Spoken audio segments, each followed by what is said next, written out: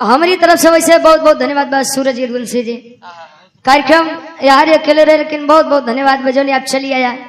हाँ तनी से सपोर्ट करे बदे चल के हाँ तो उड़ के यहाँ का गाड़ी बैठ के आज 500 हमारी तरफ से ले लिखा। जैसा ये बड़ी सुंदर महफिल बड़ी शानदार महफिल बैठी बा बड़ी ऐतिहासिक महफिल बा प्रतापगढ़ के महफिल बा। आप लोगों के कुछ आदेश हो रामायण से महाभारत से जैसे भी आदेश हो वैसे सुना दे नहीं तो फिर हम अपने इच्छा से विराह सुनाई। एक बढ़िया से कोनो विराह चाहिए जोने से गुरुजी चाहिए जवन गावा लेकिन बढ़िया से गावा। हाँ शुरू हो जा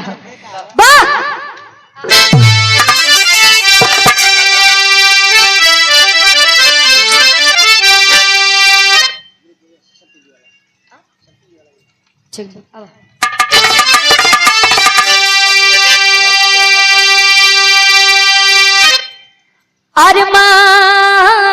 अरमान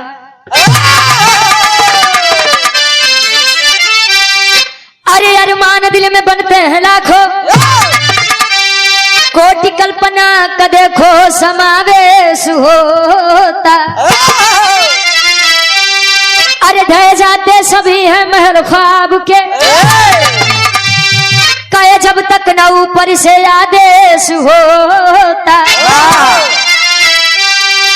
कर्म अनुरूप फल ही देते सभी को अरे रखते हैं जो कर्म का देखो लेखा जो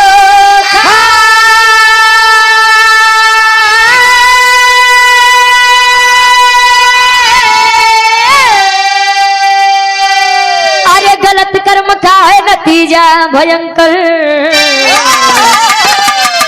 मगर सत्य का फल देते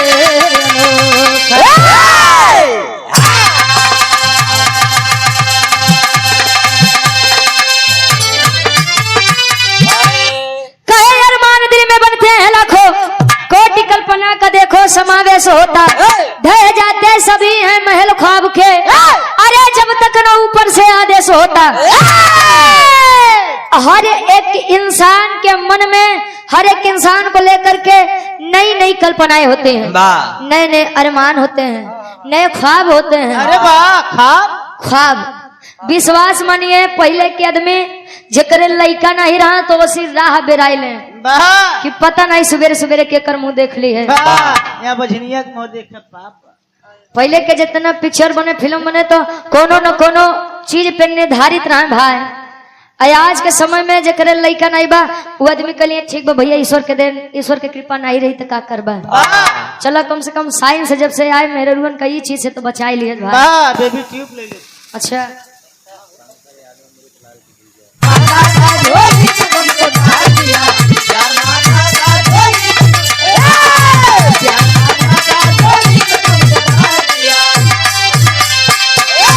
कहे मेरा महबूब मेरे साथ बड़ा चाल किया प्यार मांगा झोली में गम को डाल दिया।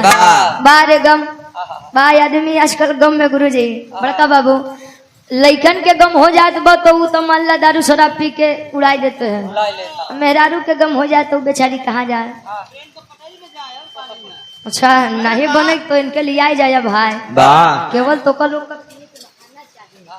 ए भैया अच्छा कहा जाता है तिरिया चरित्र दैवो न जाना मेहरारू के चरित्र तो भगवानों नहीं जान पाए वाह आप लोग तो बहरहाल इंसान ही हैं उसे अपन चरित्र रखे रह हाँ वैसे मेहरारू के चरित्र और पुरुष के भाग्य कब बदल जाए कुछ एता पता है नहीं बा कवि जी भाव में लिखते हैं कैसे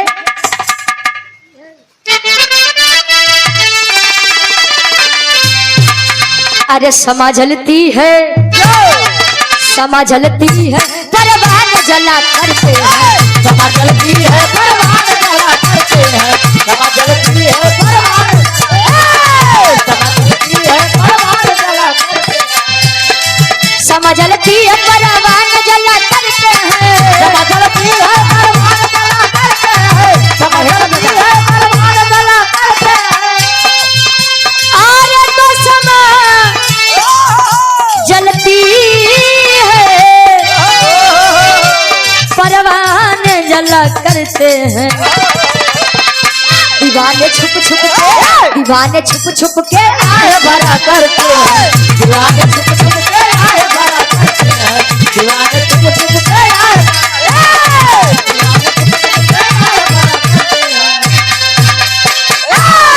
कहे समा जलती है परवाने जला करते हैं दीवाने छुप छुप के आए भरा करते हैं कहो कहानी के शुरुआत बा कवि जी लिखते हैं और कहानी के करबा कैसे अंकुश जयमाल डेकोरेशन भिटार मुजाही बाजार और समाजवादी गीत बा अरे रे मेरे जान थे मुलायम वाह अच्छा बहुत बहुत धन्यवाद भैया 100 रुपया गाय देते हैं कहानी का शुरुआत बा कैसे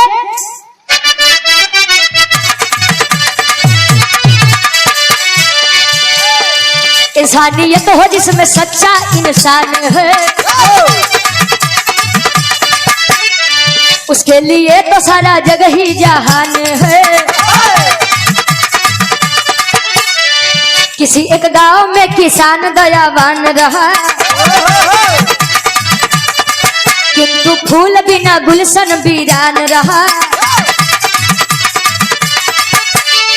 देवसी नारद का लोक में प्रधान हुआ देवसी नारद का लोक में प्रधान हुआ आए किसान घरे रखत समान किसान घरे रखत समान हुआ आए किसान घरे रखत समान आए किसान घरे रखत समान हुआ आए किसान घरे रखत समान हुआ आए किसान घरे रखत समान हुआ आए किसान घरे रखत समान हुआ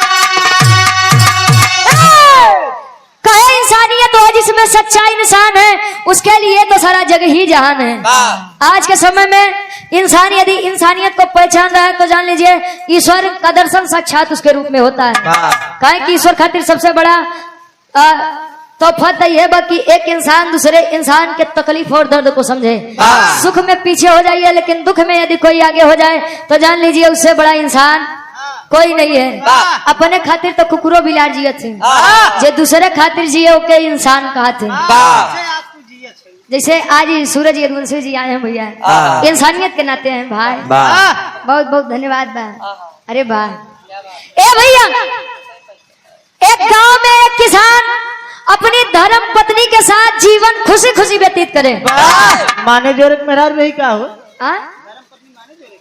धर्म पत्नी का मतलब यार हाँ हाँ भैया जब तू कहा है हाँ जो नहीं कहा थी अच्छा ईश्वर का दिया सब कुछ उनके पास केवल एक चीज नहीं था वो भी संतान सुख जीवन में भैया कोनो सुख ना मिले वो चले लेकिन अगर संसार में संतान सुख ना मिले तो जान लग कोनो भी सुख नहीं मिला बा और लड़का के दर्द का होता है काकी दादी हरन से बढ़िया क्यों नहीं समझी चाहे लड़का हो चाहे लड़की हो अगर उसकी शादी हुई है तो वो सदैव चाहेंगे कि एक बार वह गार्जियन बने उनका भी कोई अपनी संतान हो अपनी औलाद हो अच्छा धीरे धीरे समय बीता तो डब्लू गुरु जी नारद जी वो नारद जैया नारद कुछ न पावे कुकुर फेंक दू हड्डी लड़ावे हाँ कुकुर फेंक दू हड्डी लड़ावे नारद जी कहे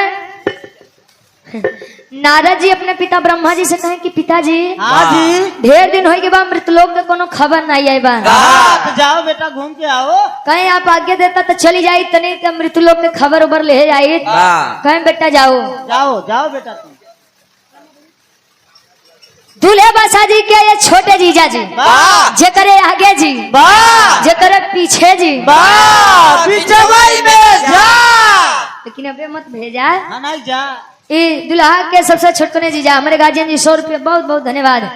अच्छा यार नारा जी मृत लोग घूमे बदे आकाश मार्ग से जाते हैं और किसान जी की आदत रहे वो किसान के दरवाजे जब भी मेहमान आवे तो भैया ई बात के बड़ा पालन करें कि अतिथि देवो भव चाय पानी करावे।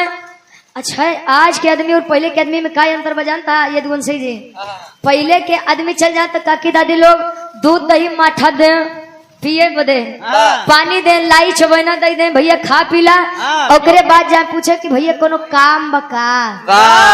आजकल के आदमी तो पूछे तो नहीं भैया खाना खाए के आया है कि घर जाबो तब खा और कईयो जगह चीज के शिकारी आदमी होई को। अच्छा वो किसान जी की आदत रहे कि केहू भी दरवाजे पर आओ तो लई के लोटा पानी दौड़े किसान जी मन मारे बैठा जे हमें हुए कहा कि भैया लड़के हो जाई परेशान मत हुआ। और किसान जी का जब देखे उदास तो नारा जी के दिमाग में सूझ गया झगड़ाई वाली बुद्धि सूझे लाग जाए के किसान जी से कहे तले किसान जी कहते कैसे एक लाइन गीत लगत बा कोनो आशिक अपने मासूका बदे कहे कैसे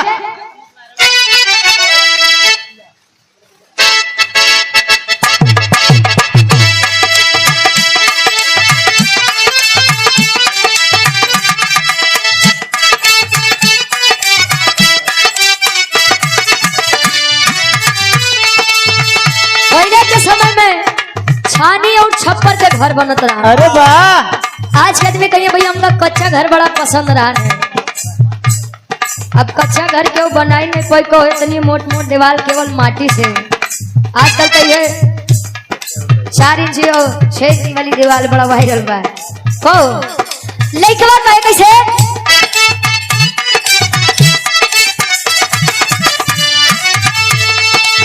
काटू काए गोरी तोहरी गली ऐसी जई काटू काए गोरी तोहरी गली ऐसी जई काटू काए गोरी तोहरी गली ऐसी जई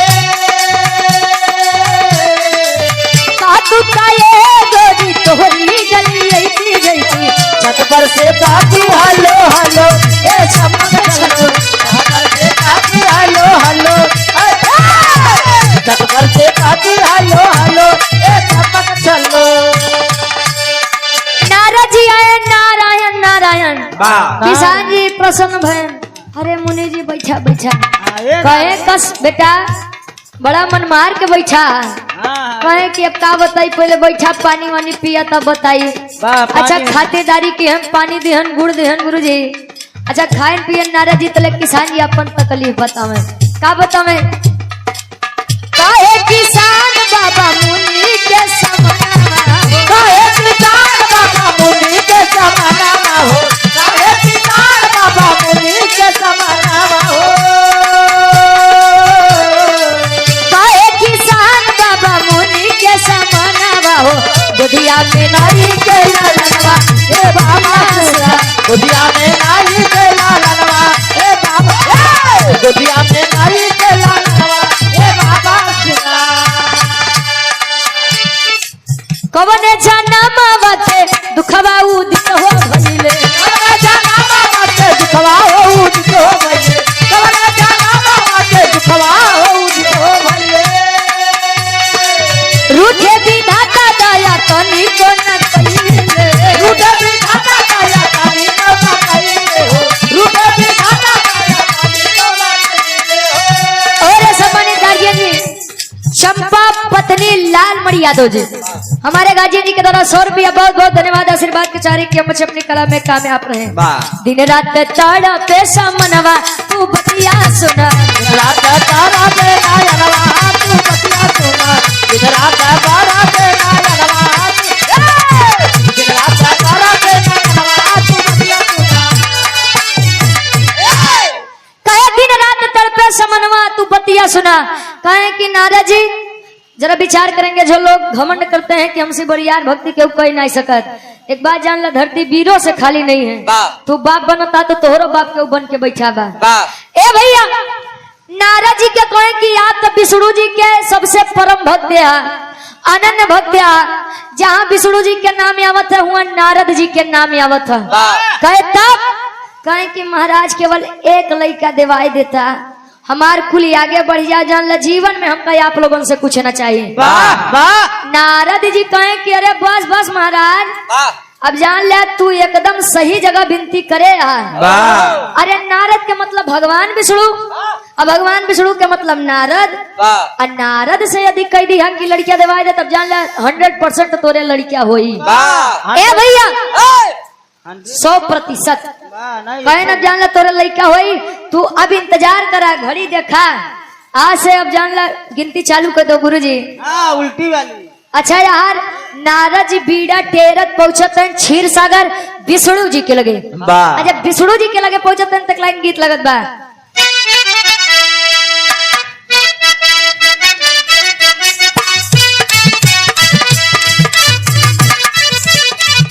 लइका बात है दादा महेंद्र दादा, देखे हुजूर कोनो लइकन के गलती, देखे हुजूर कोनो लइकन के गलती, यह मिजाज बढ़ावे, देखे हुजूर कोनो लइकन के गलती, यह मिजाज बढ़ावे, देखे हुजूर कोनो लइकन के गलती, यह मिजाज बढ़ावे। भीड़ाधारी विष्णु से जाके नारायण नारायण नारायण, अरे बा बेटा नारद, अरे बाबू नारायण। भीड़ाधारी विष्णु से जाके, भीड़ाधारी विष्णु से जाके सारी बात बतावे ले, भीड़ाधारी विष्णु से जाके सारी बात बतावे, भीड़ाधारी विष्णु से जाके सारी बात बतावे, भीड़ाधारी विष्णु से जाके सारी बात बतावे ले। स्वामी देदा किसान के सुंदर ललनवा, देदा किसान के सुंदर ललनवा, अपन रज सुनावे ले, देदा किसान के सुंदर ललनवा, अपन रज सुनावे, देदा किसान के सुंदर ललनवा, अपन रज सुनावे ले। शुभम टेंट हाउस भिटार अमुआही बाजार से 100 रुपया बहुत बहुत धन्यवाद। हो जाई भैया तार गनो, परेशान मत हो, तू तो टेंट वाले है, तू कहाँ जाते हैं भाई? तो खड़ा भाई काहे परेशान है? ए भैया नारद जी पहुंचे कहे विष्णु जी, विष्णु जी कुल खेला समझ गए, कहन बोलो बेटा नारद, कहन स्वामी भाई हम ऋतु लोग गए रहे। तब बेटा कहे कि साहब हुआ एक किसान जी मिलन, बड़ा बेचारू दुखी रहे, कहन तब ललका कुर्ता वाले रहे का, कहन बेचारा व्यक्तित्व का बड़ा धनी इंसान था, पहुंचे बढ़िया पानी वानी पियाए, कहे तब कहे कि महाराज करे लगे सब कुछ बा, एक चीज नहीं बा, कहन का केनो करे एक संतान नहीं बा, शैतान शैतान नहीं संतान, कहे तब कहे कि महाराज अब आप तो जानते हैं कि संसार में हमसे बड़ा आपका क्यों भक्त है नहीं बा, अब हम जल्दी जल्दी में वचन दे दी है कि परेशान न हो, विष्णु जी से तो एक लड़का दिया देव। नारद जी के बतिया जब विष्णु जी सुने, विष्णु जी कहन बेटवा नारद सब तो ठीक है बा, लेकिन कहन का लेकिन कहन किसान के नसीब में लड़का है ये न बा। नारद जी कहने महाराज यस जिन करा वचन दे क्या ही मर्द के कोनो जुबान होता, आदमी मनबे नहीं करे कि नरदा सार झूठे। और हमारे पप्पू भाई सीआरपीएफ कैंप के जवान जो कि छीड़ा अमेठी में कार्यरत हैं और जौनपुर के निवासी हैं, ये गार्जियन जी के द्वारा 100 रुपया बहुत बहुत धन्यवाद आशीर्वाद के चारी के बच्चे अपनी कला में कामयाब रहे। काव्या यादव ये हमारी छोटी बहन है, 100 रुपया ईश्वर की कृपा आपके ऊपर लगे, बहुत बहुत धन्यवाद। नारद जी इतनी बतिया अपन विचार करते हैं, महाराज यस जिन करा, अरे विष्णु जी यस जिन करा, बड़ी बदनामी हो जाये हमारे। विष्णु जी कहन की बेटा नारद अब कुछ दिन वहाँ पर जाना ही मत, नहीं तू जाबा नहीं याद करी का मतलब बा। अच्छा अब क्षीर सागर के बाद त्यारे छोड़ दा, विचार कर यहाँ विष्णु जी कहन क्यों करे किस्मत में लइका है न बा। क्षीर सागर के बाद क्षीर सागर में छोड़ा यार मृतलोक में किसान जी अंदर बैठा है, अतः किसान जी के दुआरे एक जोगी अलख जगह बा, कैसे खाटी इलाहाबादी तर्ज लगत बा।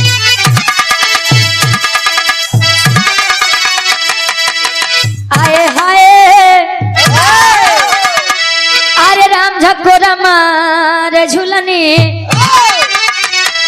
अरे राम झकोर मार झूलनी का है साड़ी लहराई हो झकोर मार झूलनी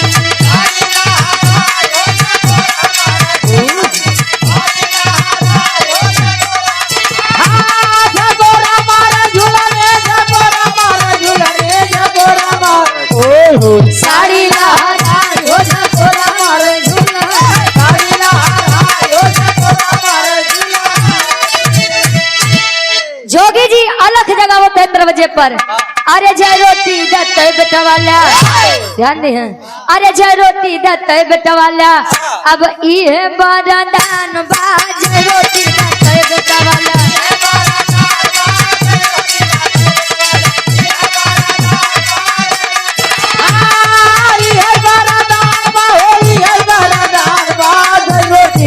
बेटा वाले ये बरदान बाज रोटी दत्ते बेटा वाला कहे जय रोटी दत्ते बेटा वाला ये वरदान बा अरे बाप रे बाप किसान जी अंदर रहन दौड़क भागत से आए बचा होते न अगर धोती खुल गए हो सूरज जी अगर उनका धोती खुल गए हो तो बेचारू जान मुँह भले माटी खा लेते इतना तेज भागे लइकन के मुँह इतना तेज हो तो भैया अच्छा दौड़क भागत आए कने बाबा ए बाबा हाँ बोल बेटा अरे बाबा का जवान सुना बेटा वही था अरे बाबा हम सुनबे नहीं भय जय रोटी देता बेटा वाले बाबा फिर से कहता नहीं एकदम फिर से कहा होता है कैसे मुनि जी कहा है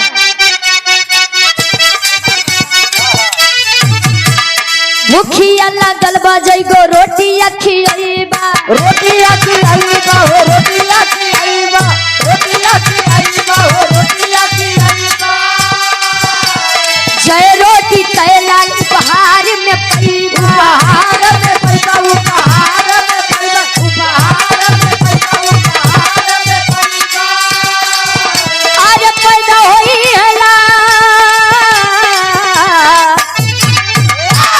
पैदा होई है लाल बनल बीबी के विधान बाज रोटी दतो ये बड़ा धान रोटी ये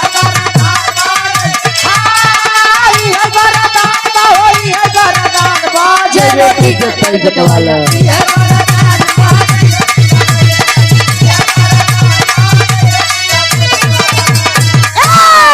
कहे भूखिया लगल बजई गो रोटिया खियबा जय रोटी तय लाल उपहार में पैबा बारे पुत्र के मोह चल देन किसान जी दौड़त दौड़त घरे गए तो देखे न तर ऊपरिए 7 रोटी रखी रहे तर ऊपरिए 7 अब रोटी तो तरे ऊपर रखा जाए तब यार बाहर तो फेंका ना जाए अच्छा ये सर 7 रोटी लेके निकले तले मलकिन पीछे से कुर्ता पकड़ लिए रजऊ हो कहा ये लड़का के चक्कर में मारे आधी संपत्ति लुटाई दी है अबे तोहार दिमाग नहीं खुला बुद्धि तोहार नहीं खुली पूरा माइंड हाफ हो गया है तू माइंड हाफ का मतलब कहा कुल चूड़ी झील हो गया अरे पागलों के हाफ माइंड कहा थे कहे के कम पगलाई गया हाँ कुल ऐसा दाना करे तो लड़का हो वही करी करम जी के हम अफू कहूँ तू अब यार किसान जी कह रहे चुप रहो लगत है मेहरारू वाली बुद्धि लगावे अब एक आध नहीं उठराई मारे तो हो सकत है कि जाने नहीं के का नाम सही हो जाए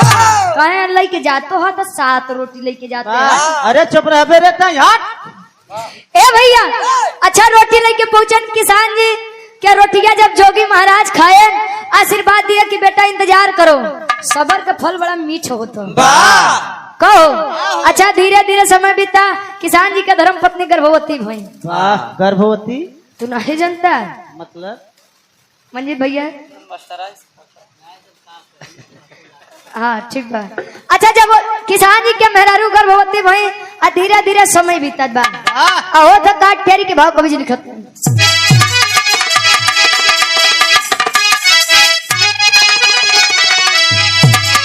अरे भक्ति की अरे शक्ति भारी पड़ गई ए बाबू भक्ति की शक्ति भारी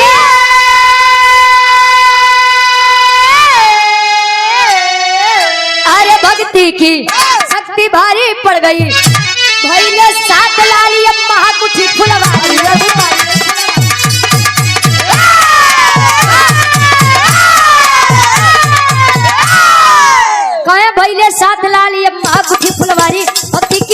भारी पड़ गई। धीरे धीरे समय बीता, 7 गदेला जन्म लिए। अभी आप लोग ये मत सोचा कि 7 गदेला इकट्ठा ही जन्म ले। हाँ नहीं तो ढेर आदमी होते न ढेर सोचे बिचारे लागत है।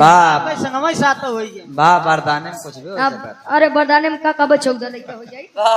7 लड़का जन्म लिए किसान जी के दरवाजे। समय बीतता गया। अब यार काफी दिन जब बीता तो नारद जी के फिर से दिमाग में खुरापात सूझे।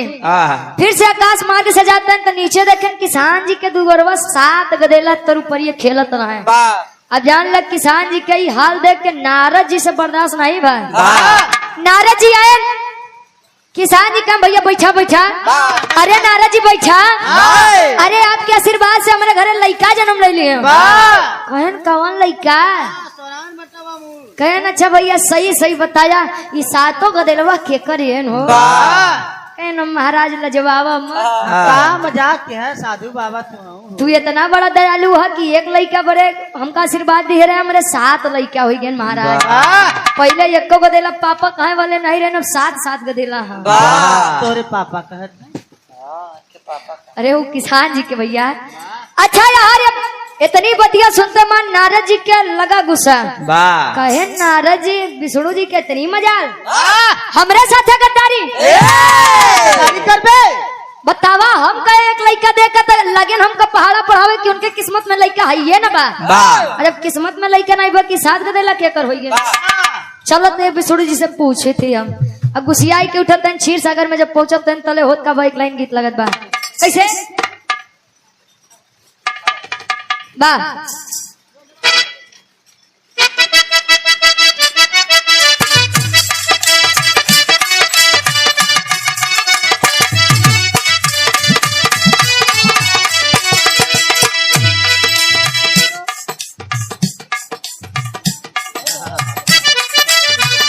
दादा ही तो कहार वाली लग गए।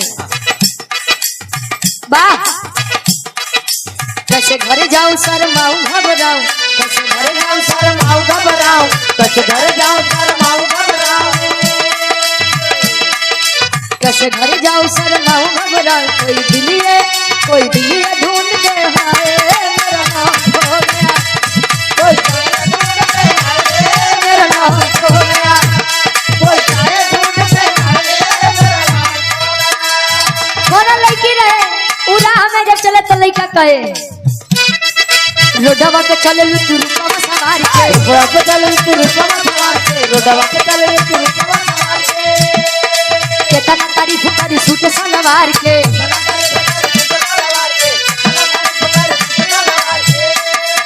दिलवा में आग लगाए तेरा लाल दुपट्टा, दिलवा में आग लगाए तेरा लाल दुपट्टा, दिलवा में आग लगाए दिलवा में आग लगाए तेरा लाल दुपट्टा। अच्छा यार नारद जी गुसियाई के चल रहे हैं क्षीर सागर। और जब क्षीर सागर पहुंचते हैं तब चले नारद मुनि तब क्रोधवा बढ़ाई के, नारद मुनि तब क्रोधवा बढ़ाई के, चले नारद मुनि तब क्रोधवा बढ़ाई के। विष्णु के पास तब पहुंचे हैं जाई के, विष्णु के पास तब पहुंचे हैं जाई के, विष्णु के पास तब पहुंचे हैं जाई के। प्रभु जी से बात बताइए सोचे मुनि रैया, प्रभु जी से बात बताइए सोचे मुनि रैया, प्रभु जी से बात बताइए प्रभु जी से बात बताइए सोचे मुनि रैया। विष्णु जी जब पहुंचे गुसियाई के कहे कि ये विष्णु जी समझ गए नारद आवत मृत्यु लोक से। आ विष्णु जी लगे खेला करने लगा हिले कांपे। अरे बेटा नारद, अरे बेटा कैसे हिया कहे कि केस महाराज हिलत कांपते है। मलेरिया पकड़ लिए बा। अच्छा यार नारद जी कहे कि केस महाराज इधर सीढ़ी अटकत बा, लागत बो बेटा भाई अब नहीं बचब। का बहु तो है दुनिया के जीवन तू देते है तोरे जीवन अटक गा का बात बा। कहे कि बेटा नारद लागत बा कि अब नहीं बचब। कहे कि अरे महाराज ये आप काम कुछ होई दे भी हो नहीं सकत। कहे तब कहे कि बेटा अब लागत बा हमारे आखिरी क्षण बड़ा नजदीक बा। कहे महाराज हमार नहीं विष्णु जी कहे बेटा कहे कि महाराज एकर कोनो दवाई कोनो इलाज, कहे इलाज केवल एकर एक कई बार। कहे कि चल जाइए संसार में जो संसार का सबसे बड़ा मेरा भक्त हो, संसार का जो सबसे बड़ा भक्त हो मेरा, वही के एक आँखी के खून ले आवा, माने अखिया फूट जा और ओकरे आँखी के खून ले आवा, अगर हम पी ले तो एकदम ठीक हो जाए। नारद जी कहें कि बस इतनी छोट मोट बात, इतनी बड़ी दुनिया बटे और इतनी बड़ी दुनिया में तो काठ तो हर सच्चा भगत तो मिलिए जाइ। लिए ने एक हाथ में कटारे, एक हाथ में कटोरा, चाकू और कटोरी लेके चल दी मृत्युलोक। विनोद यादव भैया हमारे अहिरहुआ गायक कहाँ है भैया? अच्छा, हमारे गार्जियन जी के द्वारा 100 रुपया बहुत बहुत धन्यवाद आशीर्वाद के चारे के बच्चे अपनी कला में कामयाब रहे। वैसा गुरु जी एक काम तो बड़ा बढ़िया बा।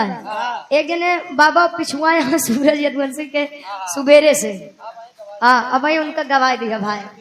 हाँ, वो नहीं के गवाह दिया यार, अहिरहुआ वाले बाबू से हम आज अहिरहुआ सुन ली बाबा। हाँ, ताकि देखा गवैया हम दोनों जने तो रोज गाते, बड़ा सौभाग्य हो जाइए। हाँ ए भैया, अच्छा एक हाथ में चाकू एक हाथ में कटोरा लेके डब्लू गुरु जी नारद जी तिलक चंदन लगाए के पहुंच गए मृत्युलोक में। आज मृत्युलोक में पहुंचे तो सोचा तन का पापड़ के भाव लगत बा।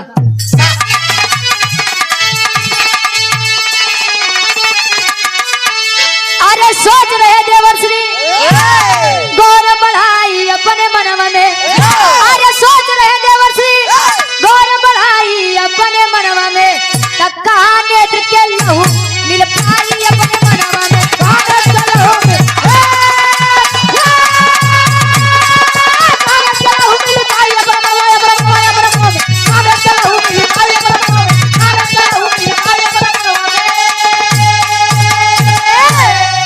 अरे दर दर भटक रहे मुनि नारद, हाथ में पात्र उठाई हो, पूर्ण हुई ना मन की मनसा, संत पे बात जब आई हो। अरे पतिया सुन के सोचे नारद जी अपने मनवा में, अरे कहा नेत्र के लहू मिल पाई अपने मनवा में। नारद जी चाकू कटोरा लेके पहुंचे, जगह तिलक चंदन देखे तनी से लगाए।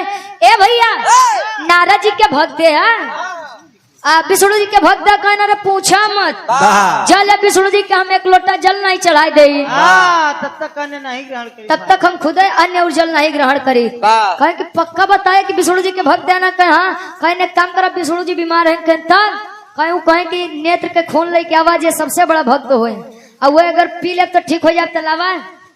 महाराज तनो बड़ा नहीं भक्ति है, अपना काना हो जाए सही हो। हम अपने मेहरारू के एकलौता मनसेधु वही भाई, एक आंख नारद विष्णु जी के दे दे तो हमारे मेहरारू हमारे लड़के का देला कौने डारी लगी है। एक काम करा, हम आज से तिलक चंदन पोछ पाछ देते ही।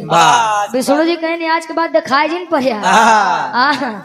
अच्छा यहाँ दूसरी जगह चले, कौन भैया विष्णु जी के भक्त है? कौन हाँ, कौन की लवा आखी के खून द कहन रे महाराज उठाई चाहिए तो है, तू तो लगा था खून मांगे, इतना बड़ा भक्त नहीं है। अच्छा होते करते जब 2 दिन बीत गवा, पहुंचन का जोने संत जी कह रहे हैं कि जा रोटी दत्ता बेटवा लाई है वरदान बा। संत जी के लगे पहुंचन कहन भाई अब तू ही आखिरी उम्मीद बचा है, ये बताओ विष्णु जी के भक्त है। एक बात जान लीजिए, जो इंसान महान है वो अपने मुख से अपनी बड़ाई कभी नहीं करेगा। कहे महाराज बहुत बड़ा तो नहीं, लेकिन थोड़ बहुत भक्तिया हम कही ली थी विष्णु जी के। कहे हमारी बात सुना, का कैसे आल्हा के भाव में कवि जी प्रमाण देते हैं।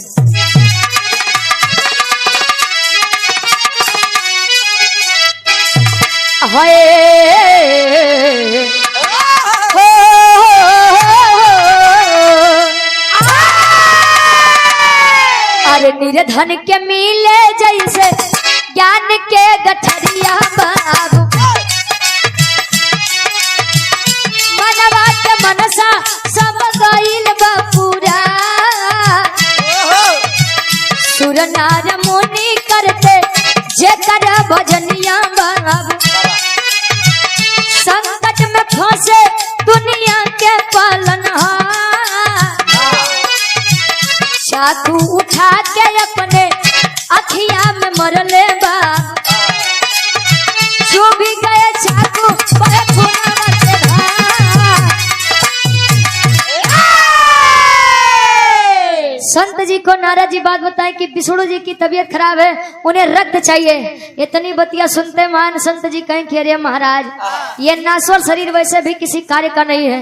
अगर ये शरीर हमारे स्वामी के काम में आ जाए तो जान ला हमसे बड़ा किस्मत वाला। उठाए चाकू मारे ने काखी में रक्त जब बाहर लाग, नारद जी कटोरा आगे कही दिए, खून लेते है ना, सोचते है ना। अब तो नारद जी विष्णु जी से पूछा, हम कहे बेटवा दे बरे तो ना ही कहा, जबकि दिनों रात हम नारायण नारायण गावते हैं। नारायण नारायण नारायण जब अरे रुक जाओ, जब ओकरे किस्मत में लेकर आवे भना तू साथ गदेला केकर भय। अब विष्णु जी के बात ही सुन के सोच के विचार करके लई के खून निकलते हैं। आज जब विष्णु जी के लगे से तनी दूरिया रहे तले विष्णु जी देख के मुस्कुराए दिहन, कहे अरे वाह वाह नारद वाह। जब खून की खुशबू से मेरे प्रभु ठीक हो गए, एक ही अगर पी ली है तो एकदम ही अमर। कहे कि स्वामी ठीक है, कहे कि हाँ बेटा नारद ठीक हूँ। बोलिए। कहे महाराज हमारे मन में एक शंका बा, कहा था तो पूछ ले। कहे पूछिए। कहे कि हमारे ये ना समझ में आवत बा, दिन रात हम नारायण नारायण करी थी। कहीं हाँ तो कहे हम कहे कि संसार के सबसे बड़ा भक्ति आपके हम यही। कहे मैंने कहा कि किसान को केवल एक लड़का दे दीजिए, आपने कहा कि किस्मत में लड़का है ये न बा। हमका ये बताया था जौन किसान के दुअरवा 7 गदेला है वो के कर गदेला है। कहे नारद अबे नहीं समझ पाया बेटा। अरे नारदा कहे कैसे। कहे बेटा नारद जब तुम पहली बार मेरे पास आए तो तुम्हारी बातों में हम की बू आ रही थी, अहंकार की गंदगी आ रही थी। कहे मतलब। कहे तुमने कहा कि संसार का सबसे बड़ा भक्त मैं हूँ आपका, दिन रात नारायण नारायण हम करी थी। जब हमारी तबीयत खराब है हम कहे जा जे संसार का सबसे बड़ा भक्त हो करे आँखी के खून लेके आवा तो तू चल दिया मृत्यु लोग खोजे बदे चाकू कटोरी लेके चल दे रहे हैं। अब ये बताओ तू क्या कर भक्ति है। नारद जी शर्म के कारण अपन सर झुकाए हैं, जान गए कि यो हो ये तो विष्णु जी हमारे परीक्षा लेते रहे, हम अपने परीक्षा में फंस गए भाई। इस संसार में जान लीजिए भगवान से बड़ा ओहदा भक्त का होता है। कहे भक्त बिना भगवान कुछ ना है, भगवान बिना कहे। अब सुनिए कि मैंने किसके कहने पर उन किसान को 7 बच्चों को वरदान दिया है। आखिरी भाव खड़ी के भाव कभी जीत देता है।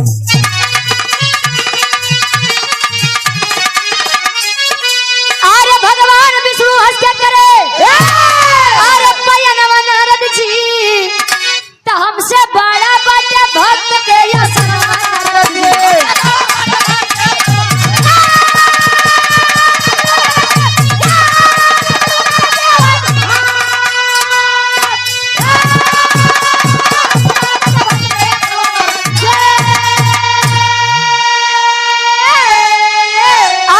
पछतापू है मन में बीड़ा धारी तो फूटी हुई आंख प्रभु दिया सवारी।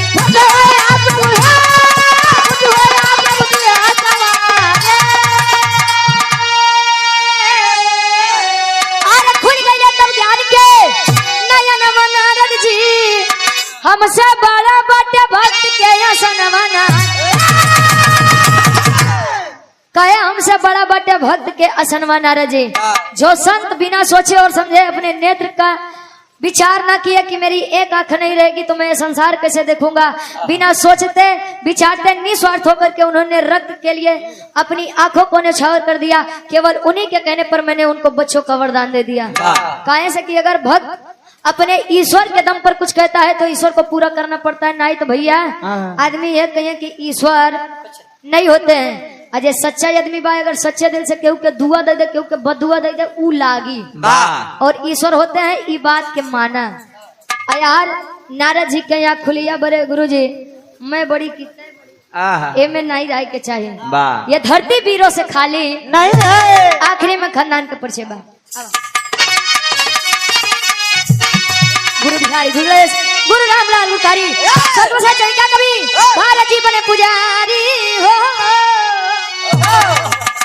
अरे भक्ति की शक्ति भारी पड़ गई तो गाँव रुचि सारद सदा सहाय। भक्ति की शक्ति भारी पड़ गई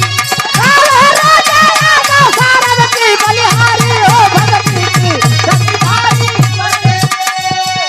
मेरे भैया के फरमाइश भाई एक लाइन। अरे रे मेरे जान से मुलायम एक लाइन ले लो उसके बाद आप खड़ा हो। आप भैया ढेर आराम कर लिया। हाँ अब आवा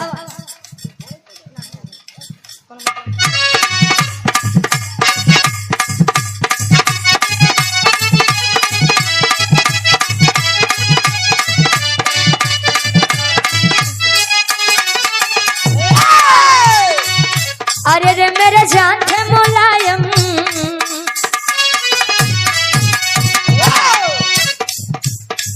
किसी का बेसमय चल जाना, अचानक से कोई घटना हो जाए तो वह दिल को बड़ी चोट पहुंचाती है। हमारे पूरे हिंदुस्तान भर में केवल 2 ही नेता हुए थे, एक क्रांतिकारी वीर सपूत आदरणीय नेताजी सुभाष चंद्र बोस जी और एक इस उत्तर प्रदेश के पूर्व मुख्यमंत्री जी आदरणीय श्री नेताजी मुलायम सिंह यादव जी। आजकल तो पदवी भी बड़े आराम से लोगन के मिल जात बा, चौराहा पे बैठ के एक सीसी लई के 2-4 दिन भाषणबाजी कैदा आदमी कहीं और नेताजी कहाँ जाते हैं आया राजू तनी चाय वाय पी ले तो जाए। ये आदमी पद पावे बदे कितना बड़ी मेहनत और कितना कुर्बानी की जाते हैं। आदरणीय नेताजी धरती पुत्र मुलायम सिंह यादव जी के छोटे सुपुत्र और पीडीए के नायक आदरणीय श्री अखिलेश सिंह यादव जी के छोटे भाई प्रतीक यादव जी आकस्मिक बेसमय इस संसार को छोड़कर चले गए। इस मंच के माध्यम से सच्ची श्रद्धांजलि अर्पित करती हूँ और हमारे अशोक भाई बहुत बहुत धन्यवाद भैया। बाकी तमाम घटना निकल के आवत बका सही बका नहीं कब भैया।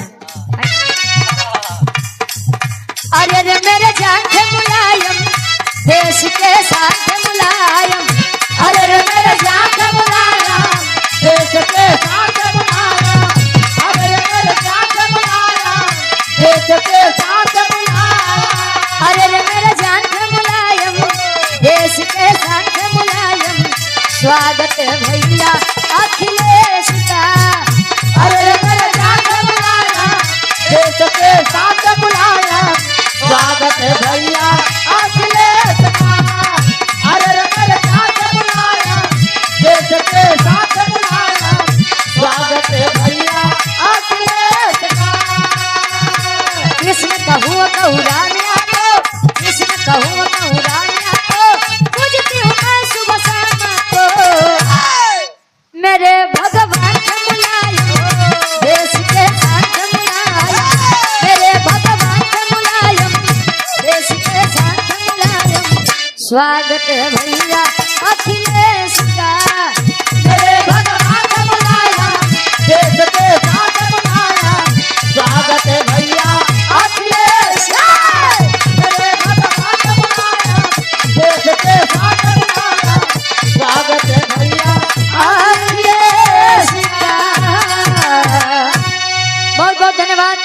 गाँव बजाओ का सुनो में कोनो भी गलती कसूर भाव आप लोग अपन लड़का बच्चा समझ के माफ किया। बहुत बहुत धन्यवाद। हमारे दादा